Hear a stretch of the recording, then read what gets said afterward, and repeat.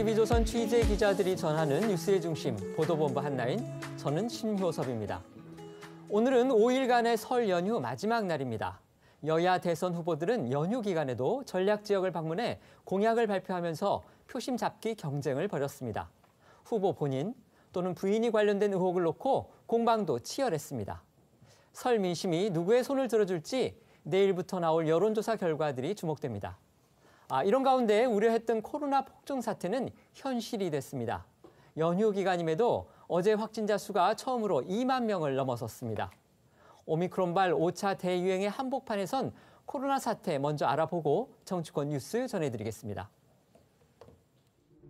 고향 방문과 이동을 자제하는 데 솔선수범해 주시고 이번에는 차분하게 설 연휴를 보내셔 주실 것을 당부드립니다.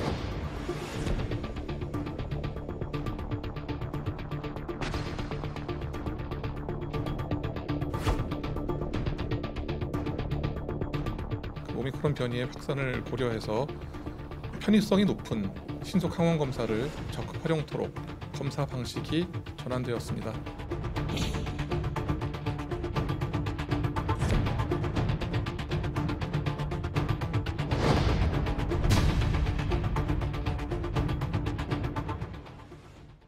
설 연휴 기간인데도 코로나 확산세가 계속되더니 결국 신규 확진자 수가 처음으로 2만 명을 넘어섰습니다. 그렇습니다. 오미크론 변이가 급속히 확산하면서 설 연휴 마지막 날인 오늘 역대 처음으로 2만 명이 넘는 신규 확진자가 나왔습니다.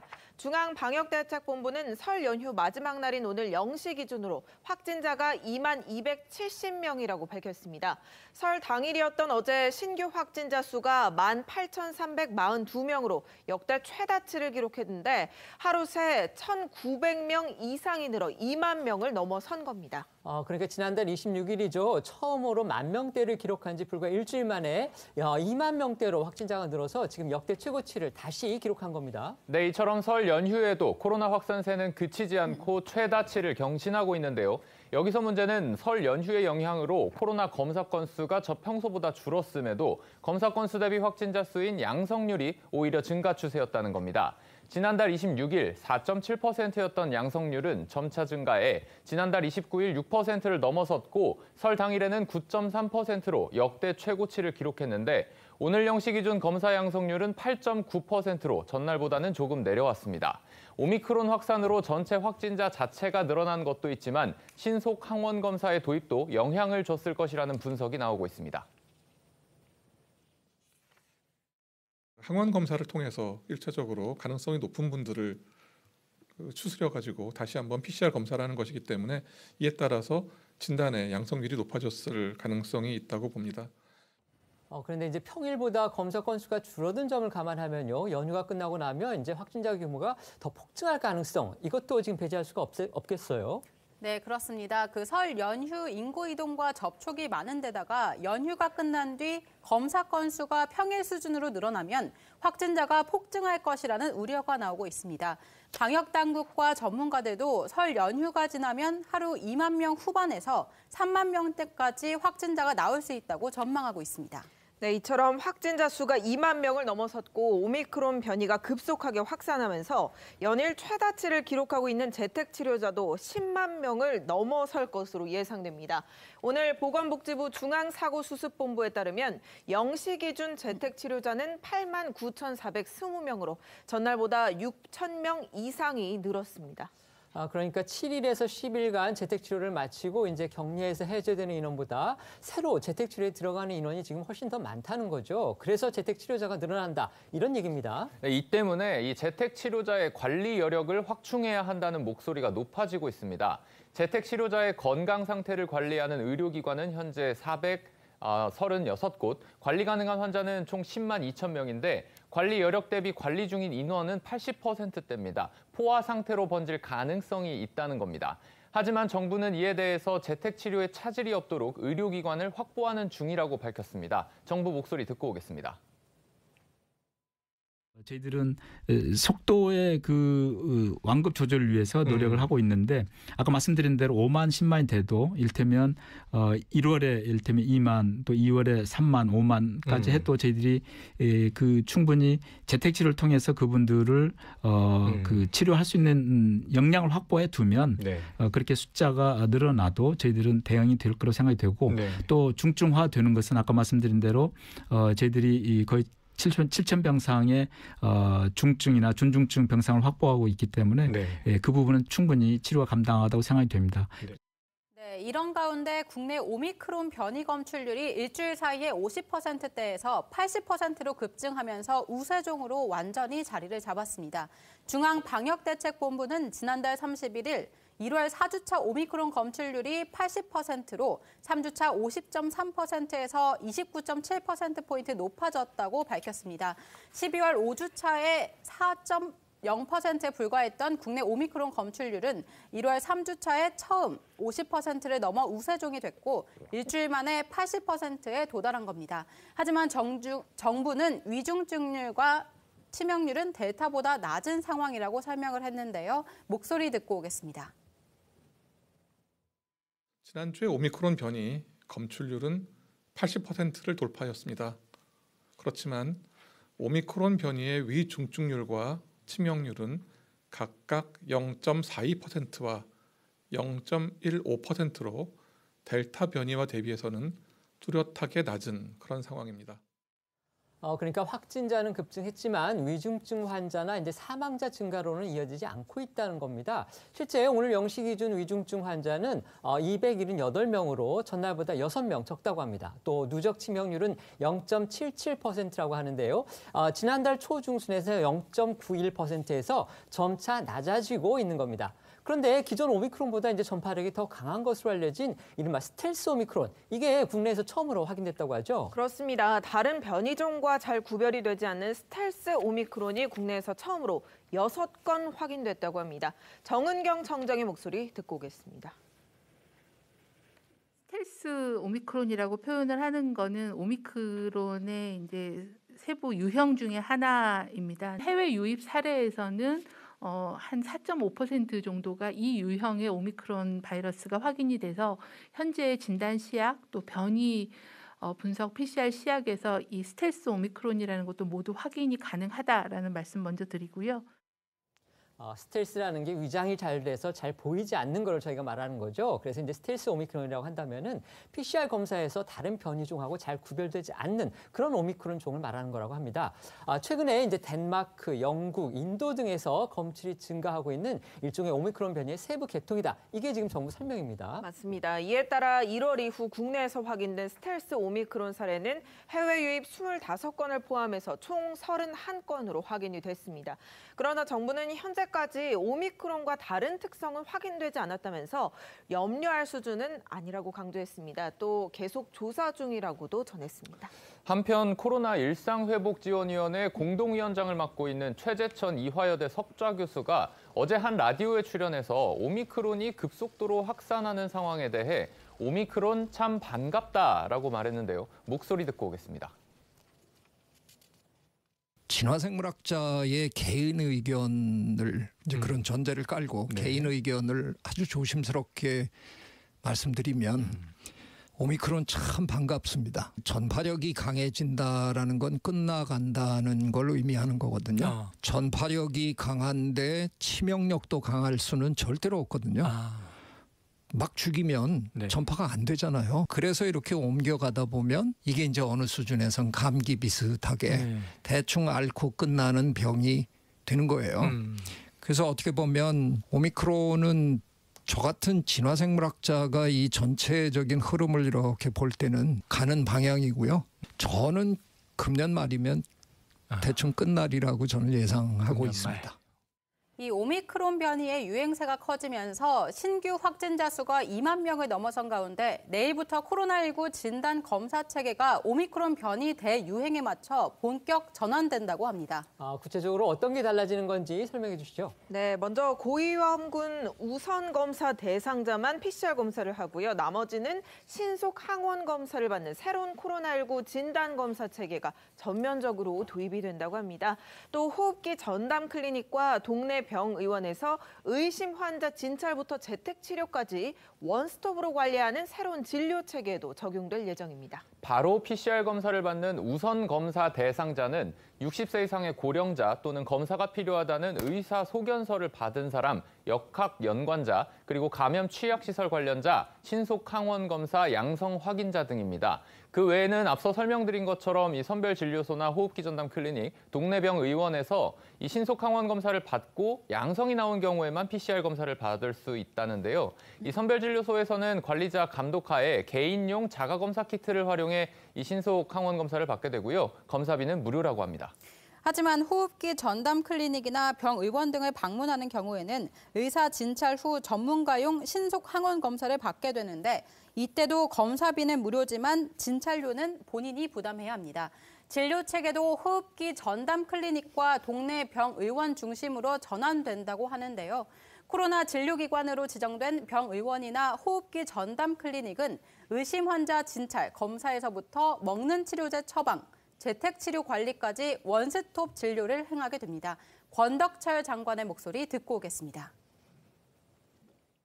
2월 3일부터는 호흡기 전담 클리닉이 이 진찰과 진단검사를 거쳐서 확진된 환자에 대해서는 치료제 처방과 재택치료 등 서비스를 받을 수가 있습니다. 동네 병의원에서 이제 원스톱 진료를 받는다. 이게 이제 어떤 면에서는 좀 편할 수도 있겠지만 환자와의 이제 동선 분리라든지 이런 문제점이 있기 때문에 정부가 그 부분을 잘 점검해야 한다. 이런 지적이 많습니다. 그렇습니다. 또 들으신 것처럼 권 장관이 확진된 환자에 대해서 치료제 처방 등을 받을 수 있다고 말했죠.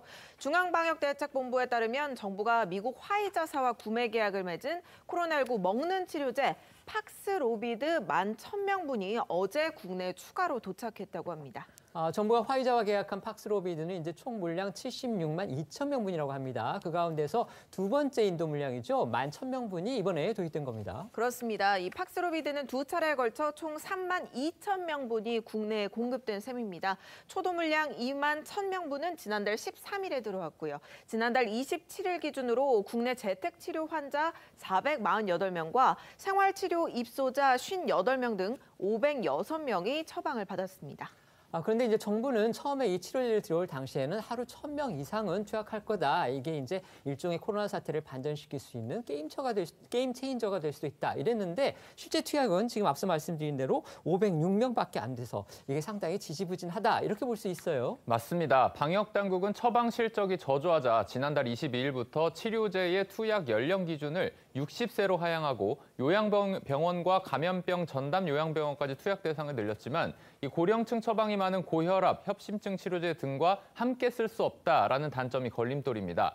앞서 설명을 드렸듯이 현재 8만 명대인 재택 치료자가 이 연휴 이후에 10만 명을 훌쩍 넘어설 것이라는 이 전망도 나오고 있는데 정부는 투약 대상을 50세로 낮추고 용량을 줄여서라도 적극적으로 처방을 늘려나가겠다라는 입장입니다.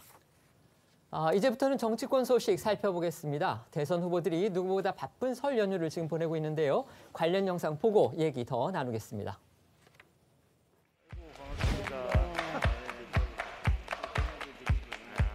태어나서 자란 곳이기도 하고 제 아내의 관향이기도 한 안동을 찾았습니다. 청년들이 고향을 떠나지 않고도 먹고 살 수 있는 그런 경북을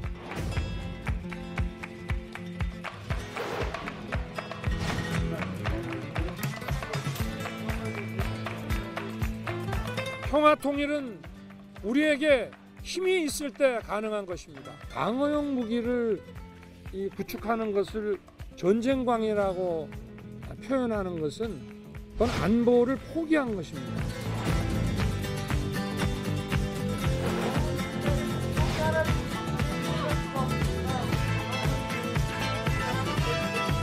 코로나 전선에서 싸우고 있는 모든 보건의료 노동자들 파이팅! 파이팅!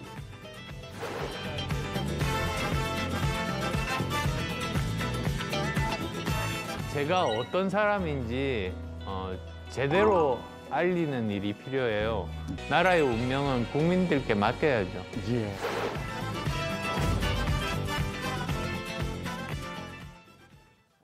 대선 후보들의 발걸음이 지금 바쁘죠. 그런데 이 가운데서 지금 양강 후보인 이재명 후보 그리고 윤석열 후보의 배우자들과 관련해서 논란이 지금 다시 불거졌어요. 그렇습니다. 먼저 이재명 후보의 배우자죠. 김혜경 씨가 야당으로부터 이른바 황제 의전 비판을 받고 있습니다. 이재명 후보가 경기도지사 시절일 때 당시 경기도 공무원이 이 김 씨의 사적인 업무들을 수행했다는 의혹이 나온 겁니다. 김혜경 씨의 개인 비서를 이제 경기도청 공무원이 맡았다. 이런 의혹은 지난해 말에도 사실 불거진 적이 있었습니다. 그런데 이번에 좀 더 구체적인 주장들이 나와서 지금 의혹이 커진 상황이죠. 그렇습니다. 국민의힘에서는 지난해 11월에도 이 후보가 경기도지사이던 시절 김 씨의 개인 수행 비서로 5급 공무원인 배모 사무관을 이용해왔다는 의혹을 제기한 바 있습니다. 이를 문제 삼아서 이 후보와 김혜경 씨 그리고 배모 씨에 대해 직권남용 및 국고손실죄 등의 혐의로 검찰에 고발하기도 했었는데요. 당시 민주당과 이재명 후보 측은 허위 사실을 유포했다며 강하게 반박했습니다. 그리고 이번에는 이 김 씨의 개인 비서 역할을 해왔다고 지목된 이 5급 공무원 배모 씨가 또 다른 7급 공무원 A 씨에게 김 씨의 지극히 사적인 업무들을 지시했다는 의혹이 별도로 또 불거진 겁니다. 네, 이번에는 이제 당사자인 7급 공무원 A 씨가 당시 상황들과 관련된 녹취들을 지금 제시를 했고요. SBS, 채널A, 그리고 저희 TV조선 등에서 지금 관련 보도를 잇따라서 내놓고 있는 상황입니다. 그렇습니다. 해당 언론 보도들을 종합해보면 A 씨는 김혜경 씨를 함께 의전하자는 배모 씨의 권유로 경기도청 비서실의 별정직 공무원으로 취직했는데 이 대부분의 업무라는 게 이 김혜경 씨나 이 후보 그리고 아들 이 먹을 약을 대리 처방받거나 아들의 병원 퇴원 수속을 밟고 김 씨가 좋아한다는 식당에서 이 음식을 포장해서 집으로 배달해 주거나 또 지극히 사적인 이런 업무들, 사실상 심부름에 해당하는 일들을 지시받았다라고 주장했고요.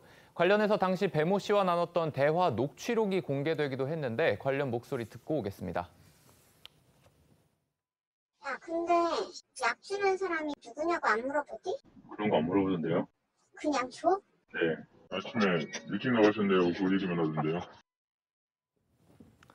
A 씨는 구매한 약은 김혜경 씨의 자택 문에 걸어놓고 사진을 찍어서 보고했다. 일과의 90% 이상이 김 씨와 관련한 자질구레한 심부름이었다고 주장했습니다.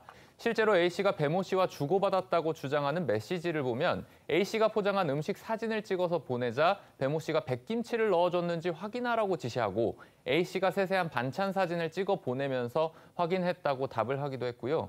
A 씨가 냉장고하고 옷장 사진을 배 씨한테 찍어 보내면서 이 사과를 여유롭게 넣어두고 또 속옷, 양말, 밑장빼기로 채워두고 양복, 셔츠도 채워뒀다. 이렇게 보고하는 그런 내용도 있었습니다.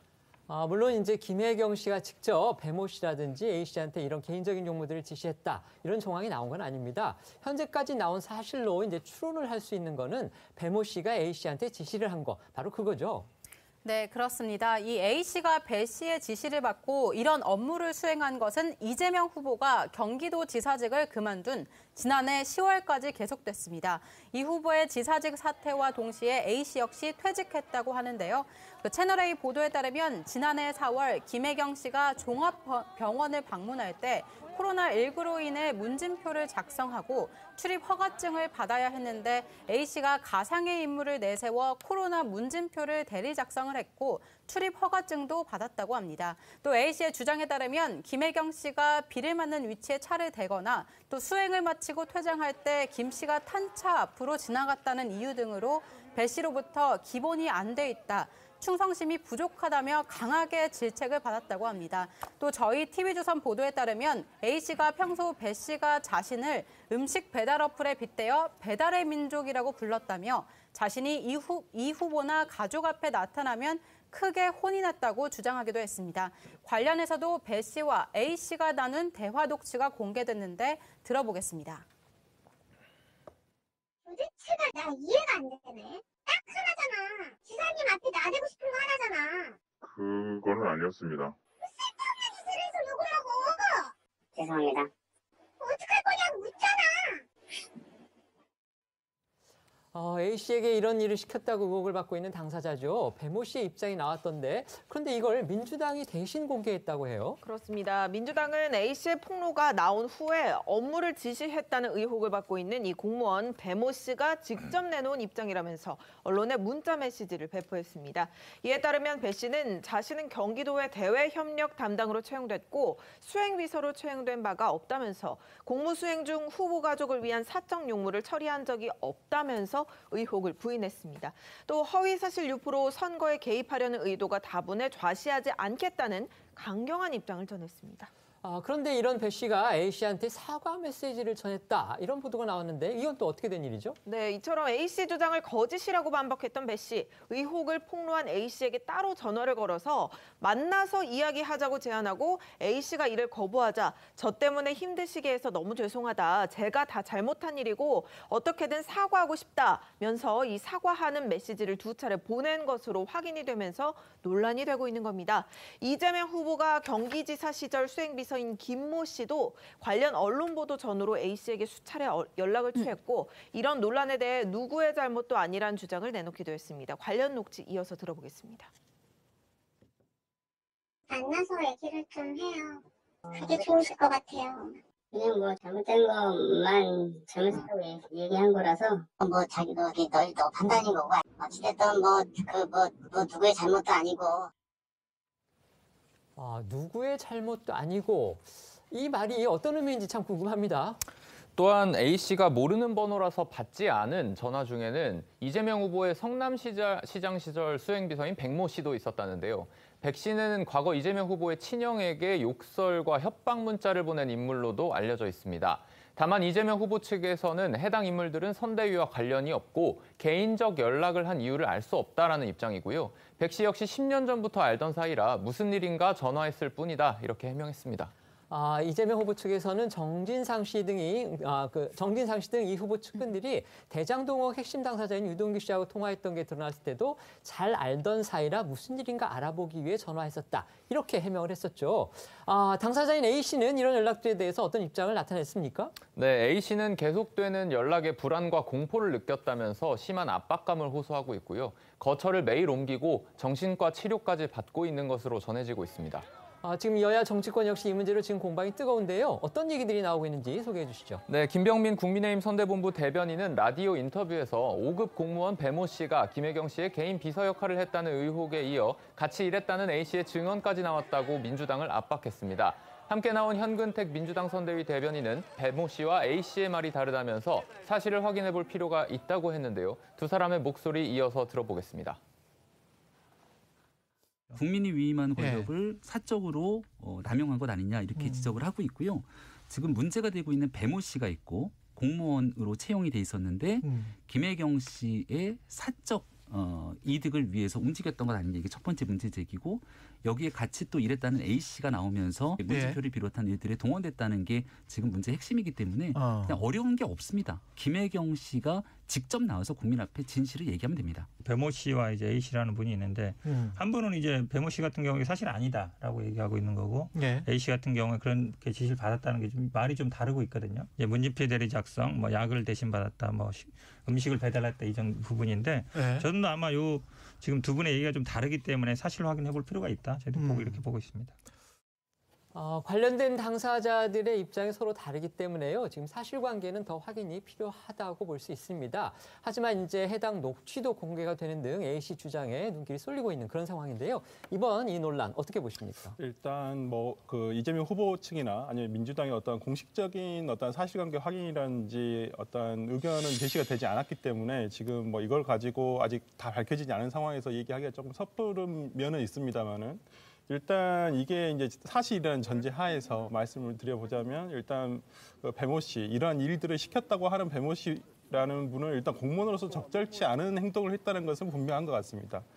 이제 그렇지만은 지금 이제 정치권에서 문제를 삼는 것은 어떤 배모 씨의 이런 잘못된 행동, 이거 뒤에 혹시나 김혜경 여사가 있는 것은 아니냐라는 것에 대해서 의문을 품고 있는 상황인데 이 부분에 대해서도 뭐 개인적인 어떤 부하 직원으로서의 충성인지 아니면 과도한 충성인지 아니면 이 부분에 대해서 업무 처리의 미숙함인지 이 부분에 좀 따져봐야 될 것 같고 만약에 김혜경 씨가 이런 부분에 대해서 뭐 직간접적으로 어떠한 지시가 있었다거나 이런 부분이 있다고 한다면 이재명 후보 부인께서 직접 나와서 사과하는 것이 올바른 방향이라고 생각합니다. 국민의힘에서는 또 공식적으로 지금 문제를 제기하고 있는 그런 상황입니다. 네, 그렇습니다. 이 국민의힘에서는 공식 논평을 내고 김혜경 씨와 아들이 병원을 한번 다녀오는데 주차 장소 물색과 코로나 문진표 대리 작성, 퇴원 수속 등의 바삐 뛰어다녔을 경기도 공무원을 생각하니 화가 치밀 지경이라며 이쯤 되면 평소 황제 의전이 어땠을지도 뻔하다고 비판을 쏟아냈습니다. 이 코로나 문진표를 대리 작성한 것을 놓고 김혜경 씨는 병원 출입 시 방역법과 방역 지침도 아랑곳하지 않는 백성들의 상전이라고 그렇게 비판했습니다. 김태흠 의원 역시 5급 사무관을 수행 비서로 두는 건 국무총리급 의전인데 선출직도 아무런 권한이 없는 김혜경 씨가 국무총리급 의전을 누린 꼴이라면서 선출직 공직자의 배우자가 공무원을 개인 비서처럼 두고 몸종 부리듯 했다면 대통령은 고사하고 장관 인사청문회도 통과할 수 없는 사안이라고 비판했습니다. 또 김병민 선대본부 대변인은 공권력을 사유화한 최악의 불법 행위라면서 수사기관은 신중하고 강력한 수사를 신속히 진행해달라고도 촉구했습니다. 이재명 후보 측은 이제 앞서서 지난해죠. 김혜경 씨가 개인 수행 비서로 경기도 공무원으로 뒀다 이런 의혹이 불거졌을 때는 김혜경 씨를 개인적으로 수행한 건 아니고 지사로서 아니면 도지사 부인으로서의 공식 일정이 있을 때 그 업무를 갖다 도와준 것에 불과하다 이렇게 해명을 했었는데요. 지금 민주당에서는 이제 앞서 전해드린 대로 허위사실 유포다 이런 배모 씨의 입장을 대신 전했는데 그 이후에 또 어떤 입장이 나온 게 있습니까? 네, 방금 민주당 공보방을 쭉 다 살펴봤는데요. 이 후보 측이나 민주당 차원에서 공식적으로 나온 입장은 아직 없습니다. 이에 대해서 국민의힘은 김혜경 씨의 황제 의전에 대해서 이재명 후보 부부와 민주당의 침묵이 계속되고 있다. 언제까지 침묵할 것이냐고 물으면서 김혜경 씨는 사과하고 A씨 등에게 지급된 월급을 사비로 반납해야 한다고 촉구하기도 했습니다. 이용호 국민의힘 의원과 박주민 민주당 의원도 오늘 아침에 라디오에 출연했는데 관련 공방을 주고받았습니다. 이용호 의원은 이재명 후보 측에서 빨리 이 부분을 정리정돈하고 잘못된 것이 있으면 사과하고 넘어가는 것이 필요하다고 촉구했고요. 박주민 의원은 아직 선대위 차원에서 김혜경 씨에게 관련 문제를 물어보지는 않은 것으로 알고 있다면서 현재까지 선대위가 확인한 바로는 사실 무근이며 구체적인 사실관계가 확인되면 추가 입장을 내놓을 것이라고 전했습니다. 두 사람의 목소리 이어서 들어보겠습니다. 선대위 차원에서 김혜경 씨에게 직접 혹시 이런 일이 있었느냐 이런 식으로 이제 물어볼 수도 있었던 거 아닙니까? 그런 과정은 없었던 것 같은데요. 그 부분은 이제 뭐 곤혹스러워질 것 같은데. 곤혹스러운 게 아니라 제가 이 부분을 잘 몰라요. 이 부분은 명확히 말씀드릴게요. 현재까지는 선대위가 확인한 바로는 그 사실 무근이다라는 것이고요. 네. 구체적인 사실관계나 이런 건 이용호 의원님 말씀대로 이제 확인이 뭐 어렵지 않을 테니까요. 확인되는 대로 아마 선대위가 추가 입장 낼 것입니다. 아무튼 분명하게 지금 코로나 시국에서 방역 패스를 대신 받아갖고 하는 것은 이건 위반인 거거든요. 국민들이 답답하게 좀 어려운 부분이 있다면 이재명 후보 쪽에서 빨리 이 부분을 정돈하고 잘못된 게 있으면 사과하고 넘어가는 것이 필요하지 않나. 이처럼 지금 정치권 공방이 뜨거운데요. 그런데 김혜경 씨가 얼마 전에 이제 한 시사 프로그램에 출연해서 대선 후보의 배우자에 대한 검증 문제 이거를 지금 언급했다고 하죠. 네, 그렇습니다. 이 김혜경 씨는 지난 30일 MBN 시사 프로그램에 출연해 대통령에게 영향을 미칠 수 있는 사람이라면 무한 검증해야 한다. 물론 그 배우자에 저도 들어가는 것이라고 강조했습니다. 해당 발언은 국민의힘 윤석열 후보의 배우자 김건희 씨의 이른바 7시간 통화 녹취록 보도를 둘러싼 논란에 대해 자신의 견해를 밝히는 과정에서 김건희 씨에 대한 검증이 필요하다는 주장을 하면서 나온 발언으로 보이는데요. 국민의힘에서는 김혜경 씨 스스로의 발언대로 자신에 대한 의혹, 황제 의전 의혹에도 검증해야 한다고 공세로 맞받아치고 있는 상황입니다. 그런데 이제 윤석열 후보 역시 김혜경 씨의 이런 무한검증 발언을 빗대서 의견을 내놨다고 해요. 그렇습니다. 윤석열 후보는 김혜경 씨의 황제 의전 논란에 대해 묻는 질문에 김혜경 씨가 공직자 가족에 대해서 무한검증이 필요하다고 했으니 수사를 받겠다는 얘기가 아닌가 싶다. 이렇게 짧게 의견을 전했습니다. 저희 가족에 대해서는 검찰에서 2년간 샅샅이 무한검증을 했다. 덧붙이기도 했는데요. 윤 후보의 목소리 들어보겠습니다. 이재명 후보 부인께서 이재명 후보가 경기지사 시절에 도청 공무원에게 사적인 지시가 좀 있었다라는 보도가 계속해서 나오고 있는데 그쪽에서 공직자의 그 가족에 대해서도 무한 검증이 필요하다고 했는데 뭐 저희 가족에 대해서는 뭐 검찰에서 2년간 뭐 샅샅이 무한 검증을 했으니 마찬가지로 그런 검증이 스스로 검증을 받겠다는 거니까 수사를 받겠다는 얘기가 아닌가 싶습니다. 지금 이재명 후보의 부인 김혜경 씨가 야당으로부터 이른바 이제 황제의전 의혹 공세를 받고 있습니다. 이 의혹의 결국은 핵심은 김혜경 씨가 이런 일이 벌어진 부분을 갖다가 직접 알았는지 혹은 지시를 했는지 또 그 전에 앞서서 배모 씨가 그런 부분을 지시했고 A 씨한테 지시를 했고 또 그런 부분을 어디까지 관리를 하고 감독을 했었는지 결국 이 부분에 대한 사실관계가 밝혀져야 되는 부분입니다. 아직 지금 사실관계가 밝혀지지 않았기 때문에 그 부분은 저희가 아직 미지수로 남고 있긴 했지만 어쨌든 지금 이게 정치 공세 또 정치 공방의 어떤 소재로 지금 떠오른 상황이기 때문에 과연 대선 정부에는 얼마나 영향을 미칠까 혹시라도 변수가 될까 이 부분이 이제 궁금해지는 거거든요. 어떻게 보십니까? 저는 뭐 이 의혹이 만약에 사실이라면 이 부분은 황제 의전이란 말로도 부족한 굉장히 비판받을 만한 일이라고 생각을 하고요.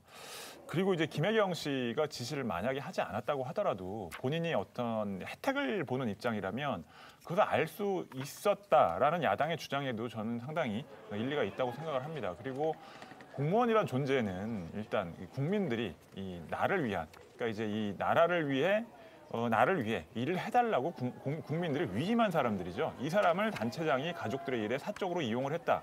그런 일에 투입을 했다면 이것 자체가 굉장히 부적절한 일인데 뭐 이 사실관계는 좀 더 밝혀져야 하겠지만 지금 나온 의혹만으로도 굉장히 좀 부적절하다는 생각이 들고요. 이 부분이 대선에 얼마나 파장을 일으킬 수 있을 것이냐.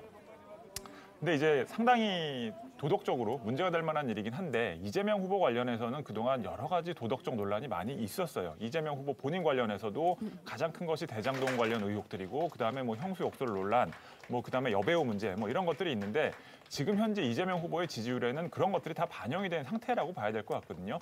그래서 사실은 이제 이재명 후보의 지지율이 박스권에 갇혔다라는 얘기가 나오는 것도 그런 이제 본인이나 가족들의 여러 가지 도덕적 문제 때문에 발목이 잡힌 측면이 있는 것인데 이것이 또다시 그것에 마이너스로 작용할 것이냐. 저는 이제는 이 선거가 한 달여 앞으로 다가온 상황이고 이재명 후보 관련해서는 정말 도덕적으로 여러 가지 문제가 있다라는 보도들이 끊임없이 쏟아지는 상황이었기 때문에 이것 자체의 이슈가 미칠 영향력은 좀 제한적일 것이다라고 생각하고 있습니다. 네, 윤 후보 부인 김건희 씨 얘기도 해보죠. 김건희 씨와 관련해서는 설 연휴 직전 추가 공개된 녹취록 내용이 또 다른 파장을 낳고 있습니다. 지난달 29일 김건희 씨의 7시간 녹취록 중에 그간 공개되지 않았던 새로운 내용을 공개한 건 한 유튜브 채널인데요. 해당 영상에서 진행자는 앞서 MBC와 열린공감TV 등이 공개했던 김 씨와 서울의 소리 기자 간의 대화 전문을 입수했다고 주장했습니다. 해당 영상에서 일부 공개한 추가 내용 중에 우선 눈길을 끄는 건 김 씨가 서울의 소리 기자 이 씨에게 자신과의 통화 내용을 보도하지 말아달라고 부탁하는 그런 대목입니다. 그러니까 김건희 씨가 기자와 통화를 하면서도 이건 보도는 하지 말아달라 분명히 그렇게 부탁을 했다는 거군요. 네, 그렇습니다. 공개된 녹취록에서 김 씨는 오늘 통화는 기자님과 저의 개인적인 인연이라고 생각하고 끊겠다. 보도가 나오게 하지 말라라고 말합니다. 이어서 얼마나 약속을 잘 지키나 볼 것이라고도 말하는데요. 그러자 이 씨는 저 남자입니다 라고 말합니다. 이에 김 씨는 다시 멋있어요 라고 대꾸를 하고요. 이 씨는 염려 말라면서 김 씨를 안심시킨다 이런 말도 하는데요. 하지만 아시다시피 이 씨는 약속을 지키지 않았습니다. 관련해서 앞서 공개된 김 씨와 이 기자 통화 내용 다시 들어보시죠. 하여튼 우리 동생 우리 좀 도와줘. 뭐가 됐든지. 그래요. 내가 뭐라도 도와드릴게요, 누나. 예. 동생이 좀 와 캠프에서 블랙 조직으로 좀 뛰어봐봐. 내가 만약에 가게 되면 무슨 역할을 하면 될 것 같아요? 할 게 많지. 내가 시키는 거대로 해야지. 그러니까 누님이 우리 남편 대통령이면 동생이 제일 득볼지 뭘 그래. 이재명 된다고 뭐 동생 챙겨줄 것 같아? 어림도 없어. 내가 되면 동생이 누님 덕분에 호강하지. 네, 이외에도 공개된 녹취록에는 윤 후보에게 저와 통화하는 걸 얘기했느냐라고 묻는 이 씨 질문에 이 김건희 씨가 안 했다, 하면 안 된다 하면서 답하는 내용도 포함됐습니다. 또 이 씨가 윤 후보 성격을 묻자 김 씨가 남편은 너무 순진하고 영화를 보면 맨날 운다. 윤 후보가 노무현 전 대통령 영화를 보고 혼자 2시간 동안 울었다. 우리 남편이 노 전 대통령을 너무 좋아한다 하고 말하는 내용도 포함됐습니다. 윤석열 후보가 이제 노무현 전 대통령에 대해서 좋아한다 뭐 이런 내용은 사실 공개가 된 건데요. 그러니까 이번에 이제 이 기자가 김건희 씨한테 비보도를 약속했고요. 그다음에 김 씨와의 통화 사실을 윤석열 후보가 알고 있는지 여부, 그다음에 윤 후보의 성격까지 물었다는 거. 이 부분이 지금 새로운 겁니다. 네, 그렇습니다. 이 또한 공개된 녹취록에는 방송인 김어준 씨에 대한 김건희 씨의 평가도 담겨 있습니다. 아시다시피 그 앞서 공개된 녹취록에서 조국 사태를 언급한 김 씨의 발언이 화제가 되지 않았습니까? 맞습니다. 조국 사태가 그렇게 커질 것이 아니었다면서 조국의 적은 민주당이다. 이런 말을 해서 화제를 모았었죠. 네, 그 연장선상에서 나온 말인데요. 그 김 씨는 방송인 김어준 씨에 대해 영향력 있는 방송인이자 사업가라고 평가했습니다. 그러면서도 정의라는 것은 시대마다 바뀐다. 정의의 편을 들어야지 무조건 나는 진보니까 진보 편만 든다고 해서도 안 된다며 그건 하나의 비즈니스이지 정의가 아니다라고 덧붙이기도 했습니다. 관련해서 앞서 공개된 녹취록 속 김 씨의 목소리 조금 더 들어보시죠. 조국 수사를 이렇게 크게 펼칠 게 아닌데 이제 너무 조국 수사를 너무 많이 이렇게 공격을 했지 검찰을. 그래서 검찰하고 이렇게 싸움이 된 거지. 그러니까 윤석열이 결국 이렇게 대통령 후보까지 만들었지. 제가 가만히 있었으면 조국 그냥 정경심도 그냥 좀 가만히 있고 좀 이렇게 그냥 이렇게 구속 안 되고 좀 이렇게 넘어갈 수 있었거든. 그 조용히만 좀 넘어가면 그렇게 하려고 했는데 양쪽 줄을 서 그냥 어디가 될지 모르잖아. 뭐 세상이 어떻게 바뀔 줄 알아. 사실 권력이라는 게 무섭거든. 이런 가운데 지난달 30일 이재명 후보는 한 방송에 출연해서 김건희 씨의 7시간 통화 녹취록과 관련한 입장을 밝혔습니다. 그러니까 이 후보가 직접 김건희 씨 녹취록과 관련해서 이제 처음으로 공개적인 비판적 의견을 내놓은 거죠? 맞습니다. 이 후보가 관련 입장을 밝힌 건 최근 이 후보가 네거티브 중단을 선언한 직후 같은 당 김용민 의원이 국회에서 김건희 녹취록을 틀었던 것에 대한 어떤 그 질문에 대한 답에서 비롯됐는데요. 해당 질문에 이 후보는 그런 걸 네거티브라고 할 수 있을지 잘 모르겠다라면서 녹취록 내용 중에 국민들이 볼 때 매우 위험한 요소가 있다고 말했습니다. 그러니까 김건희 씨 발언 가운데 매우 위험한 요소가 있다. 구체적으로 어떤 부분을 지목해서 그런 말을 했습니까? 네, 이재명 후보는 가장 치명적인 것이 내가 권력을 잡으면 그 언론사들 가만히 안 놔두겠다. 무사하지 못할 거다. 이런 취지의 이야기를 하면서 이는 권력 남용하겠다는 명확한 의지를 표현한 것이라고 했습니다.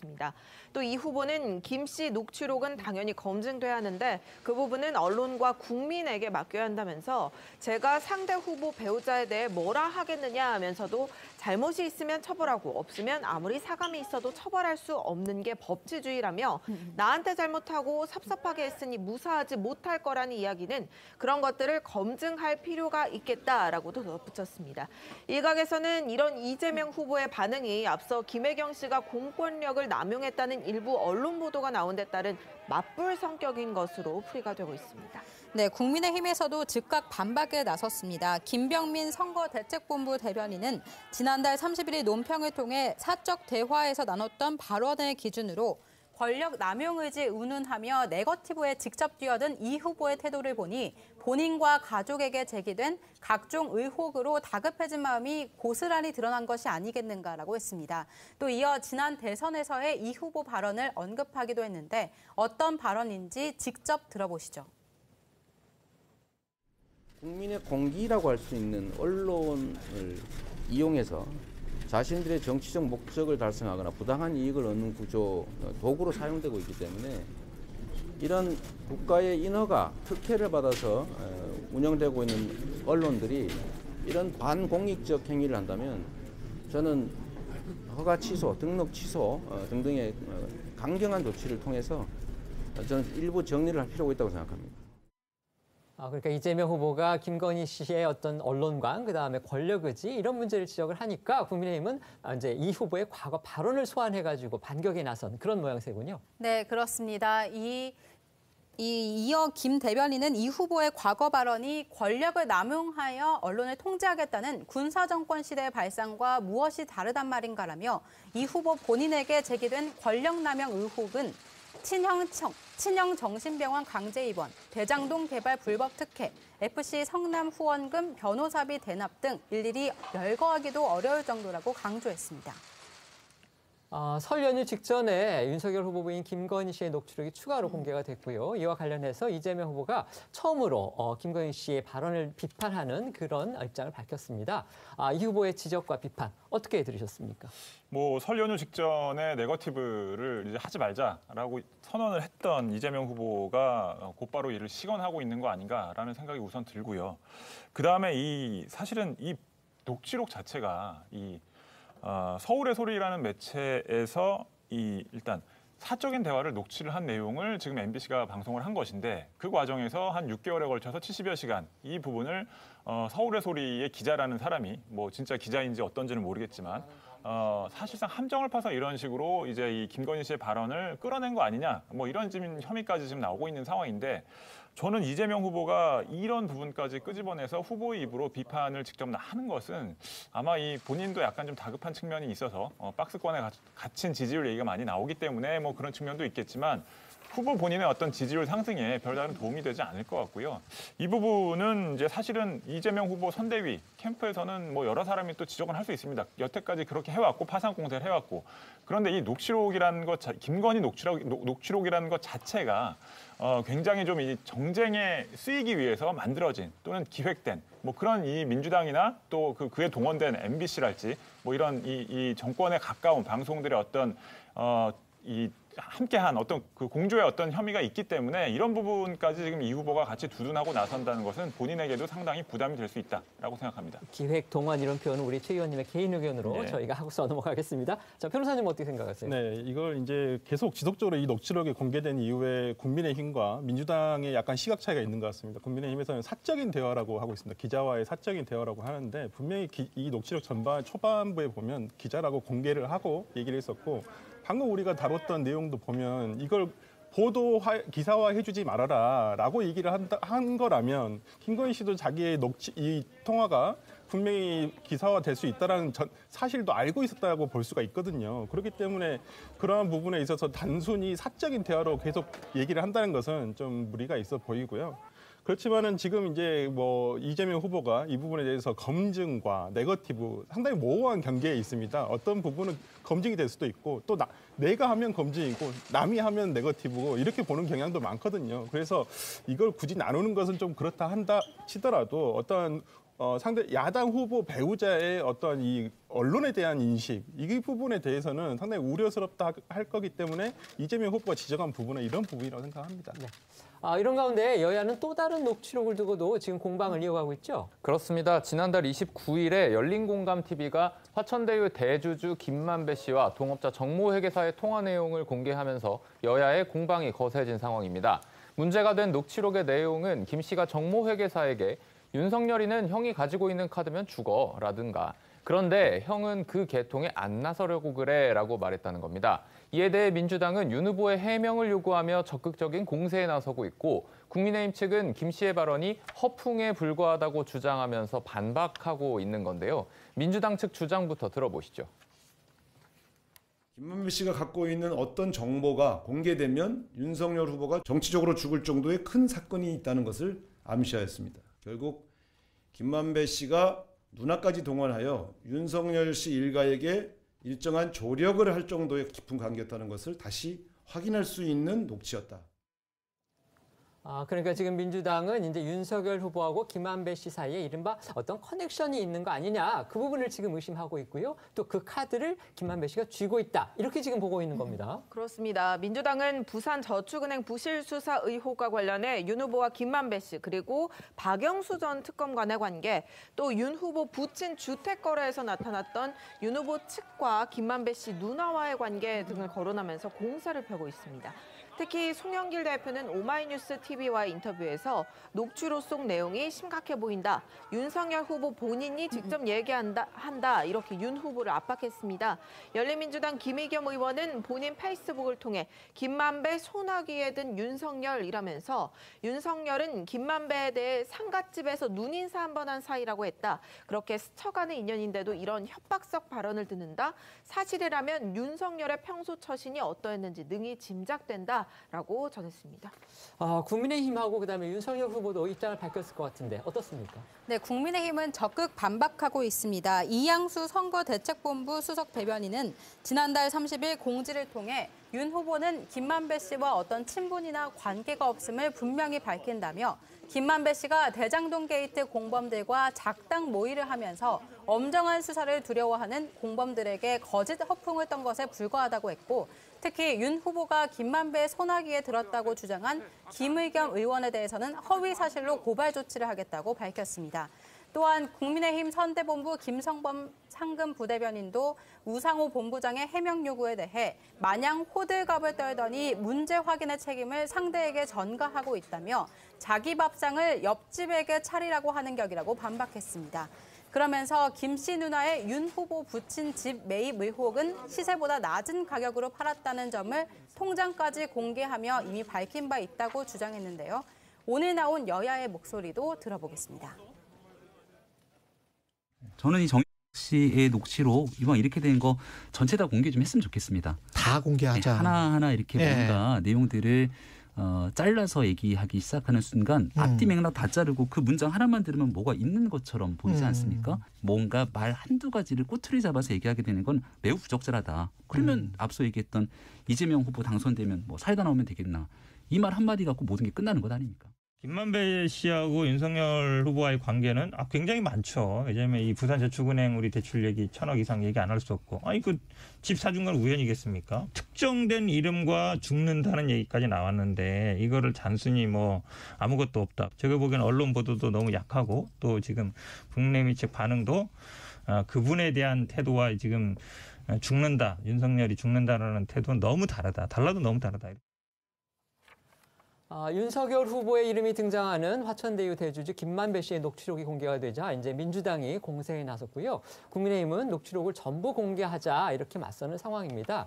실제 공개된 녹취록을 보면 이 상황이 언제 녹취가 실제로 이루어졌는지 그 상황을 놓고서도 조금 시각이 엇갈립니다. 열린공감 TV에서 이 부분을 공개를 하면서 어느 기자가 나와가지고 이제 해석을 했는데 그 기자는 이것이 지난해 추석 이후에 그러니까 이른바 대장동 게이트가 본격적으로 불거진 이후에 나온 대화로 지금 이걸 해석을 하고 있어요. 그런데 신문을 찾아보면 이 녹취록의 대부분은 2019년 말과 2020년 그 전반기에 이루어진 걸로 지금 저희가 그렇게 알고 있었기 때문에 과연 이 녹취가 어느 때 이루어졌느냐에 따라서도 해석이 또 달라질 거라는 그런 얘기도 지금 나오고 있습니다. 어쨌든 이제 이틀 뒤 4일부터는 대장동 재판이 지금 재개가 될 예정이라서 대장동 의혹과 맞물려서 지금 여야의 공방이 더 치열해질 것으로 그렇게 보입니다. 이번 지금 윤석열 후보 얘기가 이름이 나온 이 녹취록 공방 어떻게 보십니까? 글쎄 이게 워낙 문장 하나밖에 없는 상황이라서 어떤 맥락에서 나온 것인지 좀 더 앞뒤 상황이 좀 구체적으로 나왔으면 좋겠는데 그 부분이 이제 언론의 취재나 뭐 김만배 씨 본인이 뭐 어떤 입장을 밝히긴 좀 어려운 입장이니까 언론의 이제 추가 취재를 통해서 뭐 이제 확인이 될 수 있겠는데. 뭐 이것만으로 윤석열 후보가 김만배 씨와 어떤 이제 뭐 깊은 관계가 있었다, 뭔가 이제 의혹을 본격적으로 제기하기는 좀 어려운 상황인 것 같고요. 물론 이제 선거가 코앞으로 다가왔기 때문에 민주당 입장에서는 이거 한 문장만으로도 굉장히 이제 파상 공세를 지금 퍼붓는 상황이긴 한데 뭐 그럼에도 불구하고 이것 자체가 또 윤석열 후보에게 별다른 악재가 될 것 같지는 않은 상황입니다. 그리고 사실은 이 대장동 의혹 얘기는 꺼내면 꺼낼수록 제가 보기엔 이재명 후보한테 불리한 것이 결국에는 이게 이재명 후보가 성남시장 시절 최대 치적이라고 했던 이제 대장동 관련된 이제 계속 얘기들이잖아요. 근데 이제 결국에는 이 대장동 사건의 본질은 이 이재명 후보가 본인이 설계했다고 하는 그 이제 대장동 개발 과정에서 몇몇의 업자들이 1,000배 가까운 수익을 얻고 그 과정에서 뇌물이 오가고 뭐 이러면서 굉장히 좀 이제 국민들이 납득하기 어려운 상황들이 반복됐다는 것인데 이런 것이 계속 이제 나오는 이 과정을 이재명 후보나 이재명 후보 선대위에서 굳이 이제 정쟁의 소재로 삼는 것이 본인들에게 도움이 될 것인가 한번 생각해볼 필요는 있을 것 같습니다. 사실 윤석열 후보의 이름이 이제 이른바 이제 대장동의 어떤 여러 가지 갈래에서 나온 게 처음은 아닙니다. 아까 네. 송영길 대표인가요? 얘기했듯이 지금 윤석열 후보의 그 아버님의 그 자택을 판매하는 과정에서 그 자택이 바로 김만배 씨의 누님이 그걸 샀기 때문에 거기서도 지금 윤석열 후보의 이름이 나왔던 적이 있고요. 그다음에 지금 다시 한번 말씀드리면 그 김만배 씨의 내용이 정확히 이겁니다. 윤석열이는 형이 가지고 있는 카드면 죽어. 그런데 형은 그 계통에 안 넣어서려고 그래. 이게 지금 앞뒤에 어떤 맥락에서 나오는 얘기인지는 불분명하긴 하지만 어쨌든 김만배 씨 입에서 윤석열 후보의 이름이 지금 나왔기 때문에 민주당의 공세는 지금 강해질 수밖에 없는 그런 입장인 것으로 보이는데 어떻게 평가하십니까? 네, 지금 김만배 씨나 남욱 씨나 그다음에 유동규 씨 모두 다 구속 재판을 받고 있지 않습니까? 이 구속되고 재판을 받게 되는데 가장 결정적인 원인이 이 녹취록이었습니다.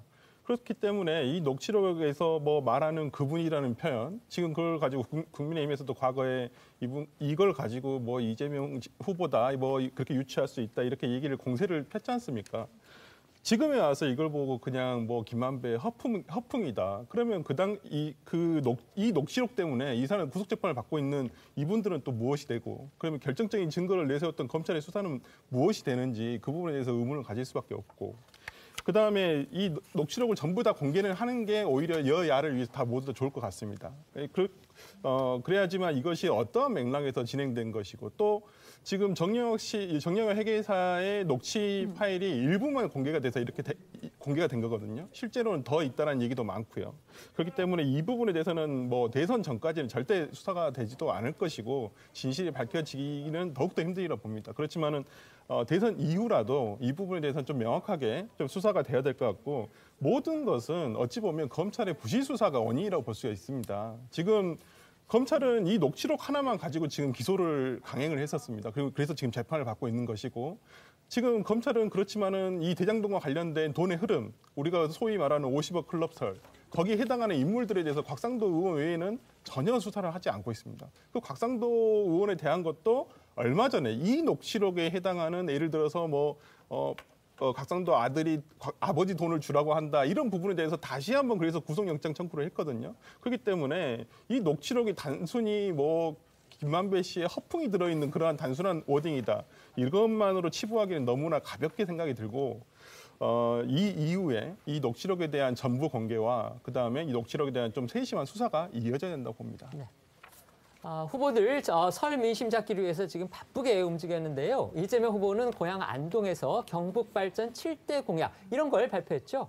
그렇습니다. 이재명 후보는 어제 부인 김혜경 씨와 함께 한복을 차려입고 경북 봉화의 부모님 묘소에 성묘한 뒤 고향인 안동으로 향했습니다. 이곳에서 TK 표심을 의식한 듯 육군사관학교의 안동 이전 등의 내용이 담긴 경북 발전 7대 공약도 발표했습니다. 이 후보는 육사가 서울에 있어야 할 특별한 이유는 없다면서 안동에는 약 40만 평 규모의 구 36사단 부지가 있어서 육사를 이전한다면 안동의 지역 경제 활성화에 많은 도움이 될 것이라고 강조했습니다. 이재명 후보의 발언 들어보겠습니다. 육군사관학교를 안동으로 이전하겠습니다. 안동은 대한민국 현 근대사에서 가장 애국지사를 많이 배출한 곳입니다. 그리고 지금 이곳 임천각 석주 이상용 선생께서 초대 국무령을 지내시면서 신흥 무관학교를 만들어서 무장항쟁에 토대를 쌓았습니다. 그 애국의 정신을 이어갈 수 있도록 하겠습니다. 여러분 아시다시피 육군사관학교는 지금 현재 서울 태릉에 있습니다. 육사를 옮기고 그 부지를 주택 공급에 이용하겠다, 이런 아이디어가 그동안 여러 차례 정부와 그다음에 정치권에서 나오기도 했었죠. 그렇습니다. 육사는 사관학교 3곳 가운데 유일하게 서울에 남아 있는데요. 공공택지 지정 과정에서 신규 주택 공급을 위한 부지 사용을 위해서 여러 차례 이렇게 이전이 거론이 됐다가 국방부 등의 반대로 무산된 바 있습니다. 육사가 지방으로 이전하면 해당 부지는 신규 주택 공급을 위한 용도로 활용할 가능성이 있겠죠. 앞서 충남도에서 육사 유치를 공식 선언하고 지난해 11월 서울에서 지역 정치권과 함께 대규모 정책 토론회를 연 바도 있어 이 후보의 안동 이전 공약이 이번 설 표심에 미칠 영향이 주목됩니다. 충남 같은 경우는 이제 계룡대에 육군본부가 있기 때문에 아마 육사 유치를 선언하지 않았나 또 추진하고 있지 않나 그런 짐작을 하는데요. 또 윤석열 후보는 이제 설날에도 안보 메시지를 이어갔어요. 그렇습니다. 윤석열 후보는 평화 전망대를 찾아서 사드 추가 배치 입장은 국민 안전을 위한 특단의 조치라고 강조했습니다. 사드를 포함한 중층적 미사일 방어망을 구축해 수도권과 경기 북부 지역까지 북한의 핵미사일 위협으로부터 국민의 안전을 확실히 지키겠다고 밝혔는데요. 새해 들어 7차례나 이뤄진 미사일 도발 등에 맞서서 보수 지지층을 결집하기 위한 안보 행보라는 분석입니다. 관련 발언 들어보시죠. 힘이 뒷받침되어야 우리가 바라는 자유, 평화, 번영의 통일을 이룩할 수 있는 것입니다. 우리 국민의 생명과 안전을 지키기 위한 특단의 조치를 생각하게 됐습니다. 사드를 포함한 중층적 미사일 방어망을 구축해 사드라고 하는 것은 공격용 무기가 아니지 않습니까? 이 방어용 무기를 구축하는 것을 전쟁광이라고 표현하는 것은 그건 안보를 포기한 것입니다. 들으신 것처럼 윤 후보는 더불어민주당이 자신의 사드 추가 배치 공약을 안보 포퓰리즘이라고 비판하는 것은 방어용 사드 구축을 전쟁광이라고 표현하는 것, 이것은 국가 안보를 포기하는 것이라고 반박했습니다. 지난달 31일 이재명 후보는 전쟁 나면 죽는 것은 청년들이라면서 중국의 보복을 감수하면서 추가 설치하겠다는 것은 무책임하다고 비판한 바 있습니다. 사드 배치는 사실 이제 대중국 우리 외교 관계에서 가장 민감한 현안 중에 하나죠. 실제 우리나라가 사드를 배치한 이후에, 그러니까 정확히는 주한미군이죠. 주한미군이 사드를 들여온 이후에 중국이 우리한테 보복을 가하기도 했었습니다. 민주당은 아마 이제 이런 상황을 걸어서 중국의 보복을 경계하는 그런 모습이에요. 네, 그렇습니다. 이 최지은 더불어민주당 선대위 대변인은 국가안보에 도움이 되지 않는다면서 미국도 사드 추가 배치가 필요 없다는 입장이라고 강조했습니다. 또한 중국과의 교역에 문제가 생길 수도 있다고 경계했는데요. 반면 국민의힘에서는 사드가 중국과의 교역에 영향을 미치지 않는다는 주장입니다. 관련 발언들 들어보시죠.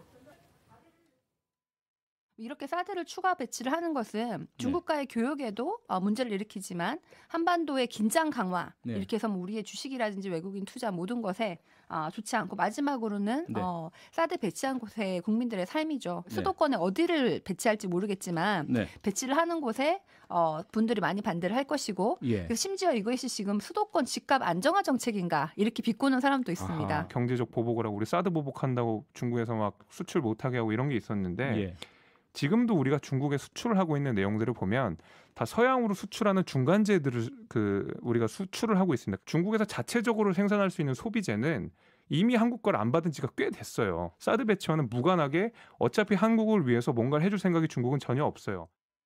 민주당 선대위 후보직 속 평화번영위원회도 어제 성명을 통해 윤 후보는 북한의 연이은 미사일 발사로 인한 안보 위기 상황에서 문제 해결을 위한 진지한 접근 대신 연일 선제 타격을 부르짖다 못해 이제는 실효성은 거의 없으면서 국론 분열과 국익 상실만을 초래할 수도권 사드 추가 배치까지 주장하고 있다고 했습니다. 또 섣부른 안보 포퓰리즘 주장을 당장 중지해야 한다고도 촉구했습니다.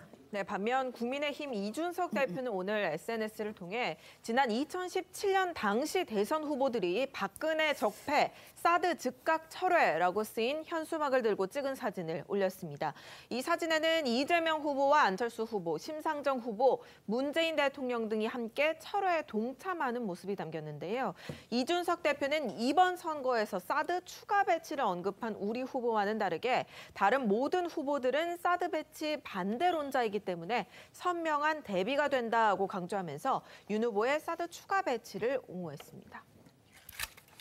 북한이 올해 들어서 지금 잇따라서 미사일 발사 도발을 지금 하고 있죠. 그런 안보 이슈가 있기 때문에 윤석열 후보는 상당히 이제 안보와 관련해서 특히 이제 사드 추가 배치 같은 공약을 연이어 내놓고 있습니다. 그런데 이를 두고서 지금 민주당에서는 일종의 이제 안보 포퓰리즘이다. 그다음에 국익을 무시한 발상이다. 특히 중국의 어떤 보복 가능성, 중국과의 어떤 교역 관계 이런 걸 생각을 할 때 좀 국익에 어긋나는 주장이다. 지금 이렇게 반박을 하고 있는 건데요. 이런 지금 여야의 공방전 어떻게 보셨습니까? 윤석열 후보 말대로 사드는 이 방어 무기가 맞습니다. 그리고 성주에서 이제 수도권의 우리나라의 주요 시설들을 보호하기 위해는 사드를 통해서 그러니까 사드는 이제 레이더하고 그다음에 미사일로 이루어져 있는데 미사일의 사거리가 200km 정도밖에 안 돼요. 그렇기 때문에 이 수도권에 있는 주요 시설을 방어하기에는 좀 무리가 있다. 이런 지적은 있어 왔고 저는 이것이 뭐 북한을 자극해서 한반도 긴장을 더 높일 것이다라는 민주당 주장에는 동의하기 어려운 것이 북한이 지금 연속적으로 도발을 이어가고 있는 것은 지금 국내보다는 미국을 향해서 국제사회를 향해서 뭔가 메시지를 내고 있는 것이거든요. 그래서 핵 개발과 그다음에 그 ICBM 개발을 사실상 재개를 공식화했고 그다음에 이 국제사회를 향해서 메시지를 내는 과정에서 이 국내적인 그러니까 국제적인 도발을 일으킬 수 있다는 우려가 지금 나오고 있는 상황이죠. 그런 것들이 지금 북한이 올해 들어서 거듭하고 있는 단거리 중거리 미사일들인데 이것이 바로 이 한반도를 타겟으로 해서 북한이 발사할 우려가 있다는 것이고 그렇기 때문에 사드를 지금 수도권에 추가로 배치할 필요가 있다라는 이제 주장을 국민의힘에서 내놓은 것인데 문제는 저는 이 사드는 아까 말씀드렸다시피 레이더하고 미사일로 이루어져 있는데 중국이란 나라가 사드의 어떤 레이더 사거리 때문에 굉장히 예민한 반응을 보이고 있다는 거예요. 그래서 지금 성주에 배치한 사드만으로도 몇 년 동안 중국하고 우리나라, 미국이 굉장히 미묘한 어떤 갈등 관계에 있었는데 현재 상황에서 사드를 지금 우리가 만들어서 설치하는 게 아니기 때문에 미국의 동의가 있어야 하는 것이고 미국의 의지가 있어야 하는 것인데 미국과 중국이 굉장히 지금 대립적인 관계에 있는 상황에서 미국이 추가적으로 뭔가 갈등의 요소를 한반도에 또 배치할 수 있겠느냐. 사실은 이 부분이 제일 핵심인 것인 상황입니다. 그런데 제가 보기에는 이것을 미국이 지금 당장 수도권에 사드를 추가 배치하는 그런 결단을 내리기는 매우 어려워 보이기 때문에 이것이 뭐 선거에서 서로 간의 프레임 싸움의 어떤 도구가 될 수는 있을지언정 현실적으로 뭔가 이 우리나라의 안보에 영향을 미칠 사안은 현재로서는 아니다라고 말씀드리고 싶습니다. 윤 후보는 이제 사드를 추가로 들어올 경우에는 이제 미군이 배치하는 게 아니라 우리 정부가 구매를 하자. 그게 1조 한 5천억 정도 된다. 이제 이렇게 지금 주장을 하고 있습니다. 지금 변호사님은 이 여야의 공방 어떻게 보셨습니까? 네, 일단 윤 후보가 이거 구매하고 싶다 해서 그냥 살 수 있는 물건이 아니죠. 네. 미국에서 이제 그걸 뭐 어떤 자기들이 전략적 목적에 따라서 이것을 판매를 해야지만 이것이 살 수가 있는 부분이고 이게 제일 처음에 우리가 지금 성주에 사드 배치를 할 때도 당시에 박근혜 정부 시절에 미국의 MD 계획에 의해서 이것이 설치가 됐었었는데 당시에 우리나라 같은 경우는 설치를 하지 않는다고 했었습니다. 그렇지만 갑자기 그러니까 주한미군 측에서 이 부분에서 이제 기습적으로 설치를 했고 오히려 또 미국은 미국의 어떤 군사적 안보를 위해서 설치를 했지만은 경제적 피해를 본 건 우리나라였습니다. 그 당시에 굉장히 중국과의 교역이 굉장히 힘들어지지 않았습니까? 이걸 복원하는 데서 상당히 오랜 시간이 걸렸고요. 특히나 지금 같은 경우에는 중국과 우리나라가 지금 교역 1순위 국가인데 사드라는 것을 들고 와서 뭐 최 의원님도 말씀해 주셨지만 실현 가능성이 굉장히 극도로 낮은 상황에서 이것을 수도권에 배치하겠다. 이렇게 윤 후보가 이렇게 얘기한 것은 정말 윤 후보가 얘기하는 공약은 공약으로 끝나는 것이 아닌가라는 생각이 들고 이것은 사드라는 것은 기본적으로 그 어떤 군사적인 면과 외교적인 면에 있어서 볼 때도 군사적으로 볼 때도 이건 고고도 미사일 방어 체계 아니겠습니까? 우리나라 같은 경우는 만약에 윤 후보가 진짜 뭐 북한의 위협에 대해서 얘기를 한다고 한다면 우리나라 수도권은 지금 장사정포가 더 위험하지 않습니까? 그렇기 때문에 어떤 사드보다는 기존의 우리나라의 지금 뭐 천궁이라든지 기존에 만들고 있는 중고도, 저고도 방어 체계를 더욱더 공고히 하는 것이 오히려 더 현실적인 부분이라고 보고 이 부분에 대해서는 그래서 제 생각에도 어떤 사드 배치, 특히나 수도권에 배치를 한다고 하는 것은 오히려 갈라치게 하는 어떤 그 선거 전략의 하나일 뿐이지 이것이 실현 가능성은 굉장히 낮다고 봅니다. 한편 지난달 30일 윤석열 후보가 SNS를 통해 밝힌 국민이 잘 차려놓은 밥상에 숟가락만 얹는 외국인 건강보험 문제를 해결하겠다라는 발언을 두고도 여야 간의 공방전으로 번진 상황입니다. 윤 후보는 외국인 건강보험 급여 지급 상위 10명 중 8명이 중국인으로 특정 국적에 편중이 됐고 이 중에 6명이 피부양자였다면서 가장 많은 혜택을 누린 중국인은 피부양자 자격으로 약 33억 원의 건보 급여를 받았지만 약 10%만 본인이 부담했다고 설명했습니다. 치료만 받으러 왔다가 바로 출국하는 원정 진료를 지적하면서 우리 국민이 느끼는 불공정과 허탈감을 해소할 방안을 면밀히 검토하겠다고 밝힌 바가 있습니다. 그런데 이런 지금 윤석열 후보의 주장에 대해서 민주당이 지금 반박을 하면서 또 다른 시각을 지금 보이고 있어요. 네, 맞습니다. 이와 관련해 이재명 후보는 윤석열 후보를 향해 외국인이 의료보험에 편승한다고 하지만 사실은 외국인들 의료보험은 연간 5천억 원 이상 흑자를 내 오히려 내국인이 득을 보고 있다고 지적했습니다. 그러면서 외국인 혐오 조장으로 득표하는 극우 포퓰리즘은 나라와 국민에 유해하다면서 나치의 말로를 보라고 비판했습니다. 이어 혐오와 증오를 부추기고 갈등 분열을 조장하는 것은 구태 여의도 정치라며 급하시더라도 통합 정치의 정도를 가자고 촉구하기도 했습니다. 그런가 하면 이재명 후보가 내놓은 고속도로 졸음쉼터 태양광 그늘막 설치 공약으로도 논쟁이 이어지고 있는데요. 이 공약은 지금은 권장시설로만 돼 있는 그늘막을 기본시설로 교체하고 장소에 따라서 시야가 트인 곳에는 태양광 발전 패널도 설치하겠다는 그런 계획입니다.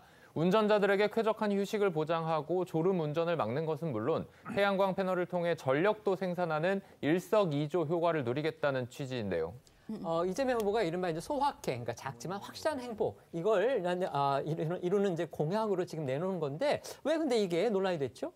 네, 발단은 고속도로 졸음쉼터 태양광 그늘막 공약 SNS 게시글에 이준석 국민의힘 대표가 지금 이 타이밍에 중국 태양광 패널 업체들을 위한 공약이 꼭 필요한가라는 댓글을 적은 것에서 시작됐습니다. 오늘 이준석 대표는 재차 졸음쉼터 태양광 설치를 화장실용이라며 평가절하하는 글을 자신의 SNS에 올렸는데요. 이 대표는 졸음쉼터 태양광을 그늘막으로 활용하려면 패널이 달린 차양막을 매우 높게, 넓게 설치해야 하는데 구조물 비용으로만 해도 엄청난 원가가 들고 그 소규모 태양광에서 나온 전력으로 원가를 절대 못 채운다고 비판했습니다. 또한 후한 무치한 태양광 마니아들 덕에 이득 보는 이들은 태양광 업자들이고 태양광 셀의 70%를 가까이 공급하는 중국이라고 강조하기도 했습니다.